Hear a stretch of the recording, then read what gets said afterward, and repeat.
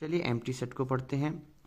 ये जीरो मतलब थर्मोडाइनमिक्स है। अगर आपको अच्छे लगे तो कृपया केमिस्ट्री की क्लास में जरूर देखें, मज़ा आएगा। देखिए फिलहाल एम्प्टी सेट को डिनोट करते हैं एक सर्कल स्लैश, काट दिया कुछ नहीं, फाई मतलब एक ही है, या फिर ऐसे एक ही बात है, जिसका करो दोनों पसंद आए कभी। तो इसको पहले रियल लाइफ से समझते हैं। मान लीजिए कि अब तुम्हारा रोल चेंज हो गया, अब तुम एक टीचर हो, ठीक है, और तुम जा रहे हो पढ़ाने मैथ में। अब एम्प्टी का मतलब समझते हो, बट थोड़ा सा सेट का मतलब। तो अब देखो, अब ये क्लास है तुम्हारी, ठीक है। तो क्लास के अंदर तुम की चलो आज पढ़ाते हैं मैथ का सेट नंबर में एम्प्टी सेट, और देखा क्लास में तो कोई नहीं है भाई, क्लास तो एम्प्टी है, इसका मतलब दिस क्लास इज एम्प्टी। मेरी राइटिंग बहुत बढ़िया है। तो class is empty, so in that case तुम क्या कहोगे, ओ यार ये तो क्लास एम्प्टी, यानी 11th क्लास का जो सेट था वो तो एम्प्टी है, क्लास तो एम्प्टी है, कोई भी स्टूडेंट नहीं है, तो क्लास एम्प्टी है, तुम्हारा पेट खाली है, भूख लगी, यानी कि एम्प्टी क्लास है। तो इसका मतलब तो क्या समझ में आया कि जब भी चीज़ में कुछ भी नहीं, यानी इस सेट के अंदर कुछ भी नहीं है, तो मतलब वो एम्प्टी है, तो सेट इज एम्प्टी।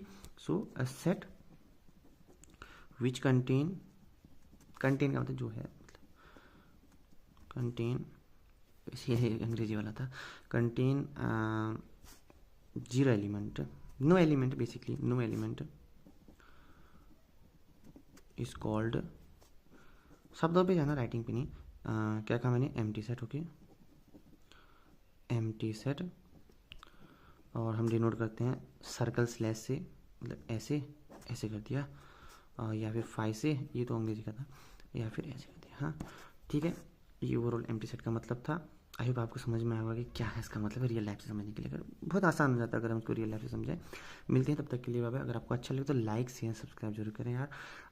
आपकी अगर आपको समझ में आया, हाँ, मिलते हैं तब तक के लिए, बाय बाय। और देन हम उसके बाद हम वही वाला जो अंग्रेजी बताता है वही कि OTQ, मतलब तुम खुद से कोई अगर आपको समझ में आएगा ना, तो हम उस पार्ट में जाएंगे जहाँ हम खुद से क्वेश्चन बनाएंगे, उसको सॉल्व करने की कोशिश करेंगे, क्या हम कर पा रहे हैं। मिलते हैं तब तक के लिए।